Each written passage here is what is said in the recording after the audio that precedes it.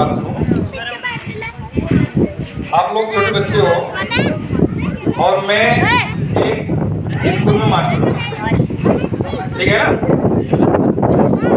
और वो मास्टर मैं बिल्कुल नहीं जो बच्चों को पीटता हूँ, ठीक है ना। मैं छोटे छोटे बच्चे बहुत पढ़ाए, लेकिन बच्चों को कभी पीटा नहीं मैंने। और मेरी क्लास में बच्चे कभी बोलने नहीं थे जब मैं छोटे बच्चों को पढ़ाता। अभी 10 मिनट तक मेरी क्लास चलेगी तो 10 मिनट तक कोई बच्चा बोलेगा नहीं, और जो बोलेगा उसे उसकी मम्मी की कसम है, ठीक है ना। अगर बोलोगे तो मम्मी की कसम लग जाएगी, देख लो, चुप रहना है, ठीक है। बिल्कुल शांत होकर सुनेंगे। हमारे आज के इस भव्य कार्यक्रम बोधिसत्व भारत रत्न भारत संविधान के निर्माता बाबा साहब भीमराव अंबेडकर के जन्मोत्सव पर आज की सभा के हमारे अध्यक्ष जी सेवानिवृत्त पोस्ट मास्टर साहब सीताराम जी, इस सभा में उपस्थित सभी विद्वज्जन, मातृशक्ति, प्यारे बच्चों, नौजवान साथियों, जो इधर नौजवान साथी खड़े हैं, मैं उनसे एक निवेदन जरूर करता हूं। आप लोग थोड़ा सा क्रांतिकारी विचारों के व्यक्ति हुआ करते हो, लेकिन सभा की मर्यादा के लिए एक बार बैठ जाओ। जहां भी आप खड़े हो, जहां आपको जगह मिले बैठ जाओ, क्योंकि जिस सभा में अनुशासन नहीं होता वो सभा में मजा नहीं आएगा। आप लोग बैठेंगे तो आपकी सहभागिता से सभा और ज्यादा सुंदर हो जाएगी। आज सेवापुर में ये बहुत ही सुंदर कार्यक्रम हो रहा है। हम भी अभी उधर कबीर मंदिर में यही कार्यक्रम करके आए हैं। बहुत अच्छे सर, बहुत अच्छे। हमारे पास स्पीकर नहीं था, आपके स्पीकर की आवाज वहां तक जा रही थी, और ये आवाज बार बार हमें निमंत्रण दे रही थी कि उस सभा में जाए बिना इस गांव में हमारा कार्यक्रम करने का सपना और हमारा कार्यक्रम करने का उद्देश्य अधूरा है। इसलिए हम यहाँ पर आए, क्योंकि बाबा साहब को श्रद्धा सुमन अर्पित करना भारत में रहने वाले हर व्यक्ति के लिए एक पुनीत कर्तव्य है। हमें जीना सिखाने वाले व्यक्तित्व का नाम बाबा साहब भीमराव अंबेडकर है। हमें जीने का अधिकार देने वाले व्यक्ति का नाम बाबा साहब भीमराव अंबेडकर है। लोग कहते हैं कि वे भारत के संविधान निर्माता थे। इस बात को तो सारा संसार जानता है। विश्व का सबसे विशाल, सबसे फ्लेक्सिबल, सबसे सुंदर संविधान बाबा साहब भीमराव अंबेडकर ने बनाया, इस बात में कोई दो राय नहीं। उस संविधान को लागू करने वाले लोग कितने ईमानदार रहे, ये एक दूसरी बात है। क्योंकि कितना भी सुंदर संविधान क्यों ना हो, अगर उसको लागू करने वालों की नीयत सही नहीं होती तो संविधान अपने मूल उद्देश्य को प्राप्त नहीं कर पाता। बाबा साहब भीमराव अंबेडकर को कुछ लोग कहते हैं कि वे अछूतों के उद्धारकर्ता थे, जबकि ऐसा नहीं है। मानवतावादी थे बाबा साहब भीमराव अंबेडकर। उन्होंने मानव कल्याण के लिए काम किया। जहां ज्यादा जरूरत थी उनका काम वहां पर ज्यादा दिखाई दिया, और वो ज्यादा जरूरत वाले आप थे, वो ज्यादा जरूरत वाला मैं था, वो ज्यादा जरूरत वाले हमारे सब लोग थे। क्योंकि हमसे शिक्षा का अधिकार पीढ़ियों से छीना हुआ था, बाबा साहब ने दिलाया। क्योंकि हमसे संपत्ति का अधिकार रखने का अधिकार छीना हुआ था, बाबा साहब ने दिलाया। क्योंकि न्याय मांगने का अधिकार हमारे से छीना हुआ था, क्योंकि न्याय करने वाले दूसरे लोग हुआ करते थे, हम न्याय करने वाली पंगत में शामिल ही नहीं थे। वो इसलिए बाबा साहब के काम को हमारे ऊपर ज्यादा देखा जाता है। बाबा साहब भीमराव अंबेडकर ने हमें संपत्ति रखने का अधिकार दिया, हमें न्याय प्राप्त करने का अधिकार दिलाया, शिक्षा प्राप्त करने का अधिकार दिलाया, और उन्होंने ये कहा कि शिक्षा शेरनी का वो दूध है जो पिएगा वो दहाड़ेगा। आज सेवापुर में ये माइक से हमारी आवाज जाए, घर घर तक जा रही है, ये उस शिक्षा के कारण जा रही है। मास्टर इसका संचालन कर रहे थे, शिक्षा प्राप्त होने के कारण कर रहे थे। और अगर आज मैं बोल रहा हूँ तो शिक्षा की वजह से बोल रहा हूँ। ये बाबा साहब का मूल मंत्र है जो हमने अपने जीवन में उतारा, उसका आज हमें लाभ है। आज अगर हम ढंग के मकानों में रह रहे हैं, आज अगर हम अच्छे वाहनों का इस्तेमाल कर रहे हैं, किसी के घर में मोटरसाइकिल, किसी के घर में स्कूटर, किसी के घर में कार, कोई पूछता है कि ये घर आपका है, तो मैं कहता हूँ नहीं, बाबा साहब भीमराव अम्बेडकर का है। कोई मेरी गाड़ी देखकर कहता है गाड़ी आपकी है, मैं कहता हूँ नहीं, ये बाबा साहब भीमराव अम्बेडकर की है। मेरी गाड़ी के छल्ले में बाबा साहब का फोटो लगा है, मैं ये दिखा देता हूँ ये है। क्यों? क्योंकि हम तो वे व्यक्ति थे, अगर हम पोस्ट मास्टर साहब से उनके बचपन की बात पूछ लें तो हमारे घरों में साइकिल भी नहीं होती थी, तो हम लोग साइकिल पर चलने लायक नहीं थे। ये बाबा साहब के संविधान का कमाल है, आज हमारे घरों में कारें खड़ी हैं, आज हम लोग अच्छे अच्छे मकानों में रह रहे हैं, आज हमारे बच्चे डॉक्टर बन रहे हैं, इंजीनियर बन रहे हैं, आईएएस बन रहे हैं, पीसीएस बन रहे हैं, हमारे बच्चे टीचर बन रहे हैं, हमारे बच्चे अच्छी से अच्छी पढ़ाई कर रहे हैं, आईआईटी में जा रहे हैं, आईआईएम में जा रहे हैं।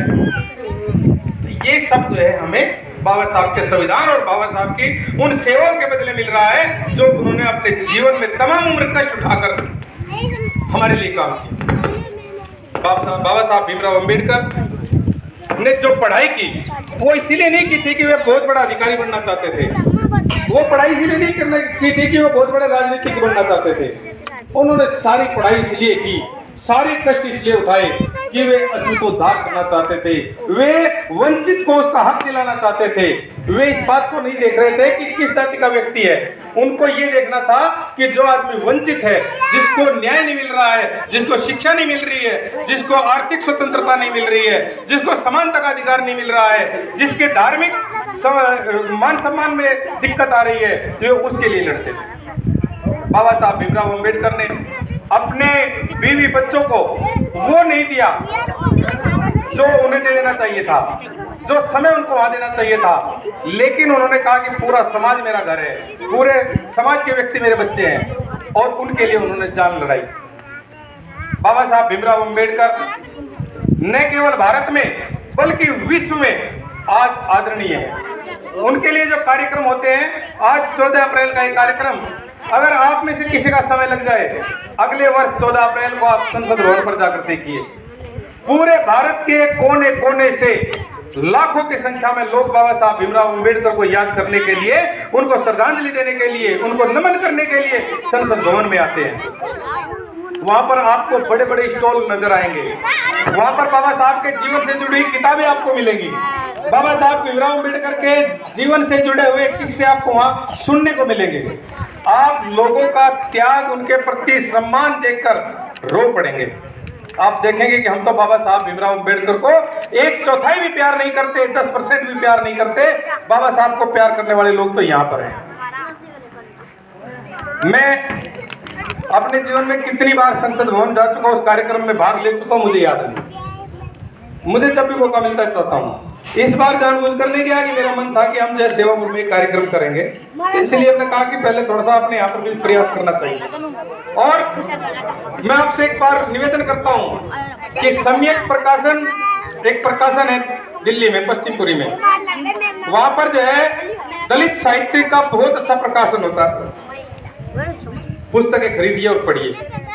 जितना आप अपने समाज के इतिहास को समझेंगे, आप अपने बुजुर्गों के संघर्ष को समझेंगे, उतना आपको ज्यादा बहुजन उत्थान के बारे में चिंतित होने का अवसर मिलेगा और काम करने का अवसर मिलेगा। मैं कहता हूं कि आप अपनी कमाई का कुछ हिस्सा जरूर अपनी सामाजिक संस्थाओं में दीजिए, उन लोगों को दीजिए जो समाज के लिए काम कर रहे हैं। आप अपने समय का 10% हिस्सा, 5% हिस्सा, 2% हिस्सा, 1% हिस्सा समाज के लिए जरूर दीजिए। और एक बात और मैं आपको बता देना चाहता हूँ, बाबा साहब भीमराव अम्बेडकर ने भारतीय समाज को 4 श्रेणियों में बांटा है जो संविधान में वर्णित है। एक सामान्य पिछड़ी श्रेणी, तीसरा अनुसूचित, चौथा अनुसूचित जनता, और 5वां इसके साथ है एक अल्पसंख्यक। मैं एक संगठन चलाता हूं, कोरी जन चेतना सभा, उसके लेटर पैड पे मैंने भारत सरकार को, राज्य सरकारों को ये लिखा कि हमें कोई जाति प्रमाण पत्र नहीं चाहिए, हमें कोरी नहीं बनना, हमें चमार नहीं बनना, हमें वाल्मीकि खटीक नहीं बनना, हमें बढ़ई जाट बढ़ई कुर्मी यादव नहीं बनना। हम तो बाबा साहब के बनाए हुए वे 5 वर्ग बनना चाहते हैं। अगर ये देश की सरकार हमारे जाति प्रमाण पत्र बंद करके हमें केवल अनुसूचित जाति का प्रमाण पत्र दे दे, तो उत्तर प्रदेश की 67 जातियों में एक ही दिन में एकता आ जाएगी। एक ही दिन में एकता आ जाएगी, एक प्लेटफॉर्म पर आ जाएंगे हम लोग। फिर हमारी पहचान क्या होगी? मैं प्रमोद कुमार, अनुसूचित जाति। आप मास्टर जी कौन? आप प्रमोद, आप है अजय कुमार जी, आप अनुसूचित जाति, है ना। ये जो सब कास्ट लिखी जाती है ना, इसका कोई मोल नहीं है। अनुसूचित जाति प्रमाण पत्र केवल हमारा बने और उससे हमारा कोई संवैधानिक अधिकार नहीं छिनता। जो पिछड़ी जाति के लोग हैं वो जाट है, कोई बाडी है, कोई नाई है, कोई कुम्हार है, वो सब चीज खत्म कर दीजिए, केवल पिछड़ी जाति वर्ग प्रमाण पत्र। और देखो फिर पिछड़ों का कितना जबरदस्त विकास होता है। 100% लोगों को पता चल जाएगा कि इस देश में पिछड़ों की आबादी कितनी जबरदस्त है। वे जो बिहार में बार बार जाति गणना की मांग कर रहे हैं ना, आवश्यकता ही नहीं रहेगी। बस केवल अपने आप पता चल जाएगा देश में पिछड़ी जाति के जो प्रमाण पत्र है, वे देख लीजिए कितने, अपने आप पता चल जाएगा कि किसकी देश में कितनी जनसंख्या है। जिसकी जितनी संख्या भारी उसकी उतनी हिस्सेदार है ना। तो इसी प्रकार अल्पसंख्यक वर्ग प्रमाण पत्र बन जाए। हम बहुत बार देखते हैं, अभी तो जब से ये भाजपा सरकार भारत में आई है तब से हिंदुत्व खतरे में चला गया है। सबसे ज्यादा समस्या आ गई है कि बस हिंदुओं का तो काम खत्म होने वाला है, और अगर हिंदुओं को बचना है तो एक हो जाओ, हिंदुओं को बचना है तो एक हो जाओ। लेकिन वो एक सिर्फ उस टाइम तक जब तक कि वोट आप एक पार्टी विशेष को ना देते। जिस दिन आप वोट दे देंगे अगले दिन अखबार में छपेगा एक दलित की बेटी के साथ दुराचार हो गया, फिर हिंदू खत्म। फिर कोई नहीं कहेगा कि एक हिंदू की लड़की के साथ ये दुराचार हो गया, फिर कहेगा कि एक दलित वहां पीट दिया, फिर नहीं कहेगा कोई कि वहां पर एक हिंदू पीट दिया। फिर आराम से कोई वो हिंदू हो जाता है, वो दलित हो जाता है, वो जो है नाई हो जाता है, वो बढ़ई हो जाता है, फिर नहीं हिंदू रहता। बस हिंदू चाहिए सिर्फ जो है किसी तरह से एक वोट बैंक बन जाए, है ना। तो मेरा कहने का मतलब ये है कि जाति व्यवस्था, जाति का विनाश नाम से एक पुस्तक बाबा साहब ने लिखी थी। बाबा साहब बिल्कुल जाति के पक्ष में नहीं थे। लोग कहते हैं कि वे चमारों के नेता थे, है ना। ऐसा नहीं है। बाबा साहब तो खुद भी चमार नहीं थे, बाबा साहब तो जाति से मार थे। लेकिन जिसने बाबा साहब को जितना जल्दी समझा, उसका सामाजिक, राजनीतिक, धार्मिक, आर्थिक सब कुछ विकास हो गया। बाबा साहब एक सोच है, बाबा साहब एक जागृति है, बाबा साहब एक विचारधारा है। उसको जिसने समझ लिया उसी का उद्धार हो गया। बाबा साहब को समझने के लिए किसी जाति का होने का त्याग लेने की कोई आवश्यकता नहीं है। बाबा साहब को समझने के लिए अगर ये महिला यहाँ पर बैठी है, सबसे बड़ा ऋण इनके ऊपर बाबा साहब का ये है कि बाबा साहब ने इनको शिक्षा का अधिकार दिलाया, वरना ब्राह्मणवाद में महिलाओं को कौन शिक्षा देता था? ढोल गवार शूद्र पशु नारी ये सब ताड़न के अधिकारी, ऐसी विचारधारा थी, ऐसी विचारधारा थी। शिक्षा देना महिलाओं के लिए, बोले रही तो पाप हो जाएगा, ठीक है ना। समाज के पिछड़े वर्ग को, अनुसूचित वर्ग को, अनुसूचित जनजाति वर्ग को, अल्पसंख्यक वर्ग को शिक्षा नहीं थी। शिक्षा सिर्फ एक ही वर्ग को थी। ये भारत का संविधान है जो आज सबके लिए शिक्षा के द्वार खोलता है, जो अस्पृश्यता को अपराध घोषित करता है, जो गैर बराबरी की व्यवस्था को समाप्त करता है। और ये सब कुछ बाबा साहब ने अपनी शिक्षा के दम पर किया, अपने उस मिशन के कारण किया जो उन्होंने कहा था कि हम देश में सामाजिक समरसता लाना चाहते हैं, गैर बराबरी की व्यवस्था को खत्म करना चाहते हैं। और अगर आज कहीं कोई दिक्कत है तो संविधान में दिक्कत नहीं है, संविधान को लागू करने वालों की नीयत में दिक्कत है। और अगर संविधान लागू करने वालों की नीयत ठीक हो जाए तो देश का संविधान आज भी पूरे विश्व में सिरमौर है। सबसे सुंदर संविधान बाबा साहब भीमराव अम्बेडकर ने लिखा। बाबा साहब भीमराव अम्बेडकर न केवल संविधान निर्माता थे, बाबा साहब भीमराव अम्बेडकर एक मानवतावादी व्यक्ति थे। बाबा साहब भीमराव अम्बेडकर और दुनिया के सबसे अच्छे अर्थशास्त्री थे। बाबा साहब भीमराव अंबेडकर एक बहुत बड़े समाजविद थे।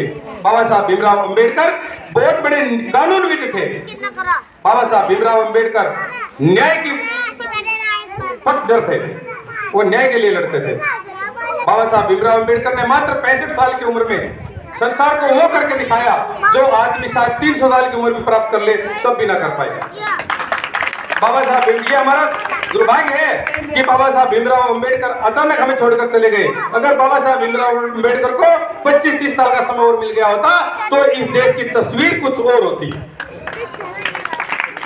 शायद जो राजनीति चल रही है ये भी ना होती, क्योंकि बाबा साहब भीमराव अंबेडकर बहुत जल्दी पूरे भारत को बौद्ध में बना देते, इसीलिए उनको बोधिसत्व भी कहा गया है। और बाबा साहब भीमराव अंबेडकर वो व्यक्ति हैं जो राष्ट्रीय विचारधारा को पसंद करते थे, क्योंकि जब उन्होंने हिंदू धर्म छोड़ा तो तब उनके पास इस्लाम वाले भी गए थे, तब उनके पास में ईसाई भी गए थे, और उन्होंने चाहा था कि वे हमारे धर्म में आ जाएं, क्योंकि उनको पता था कि इनके पीछे पीछे करोड़ों व्यक्ति आएंगे।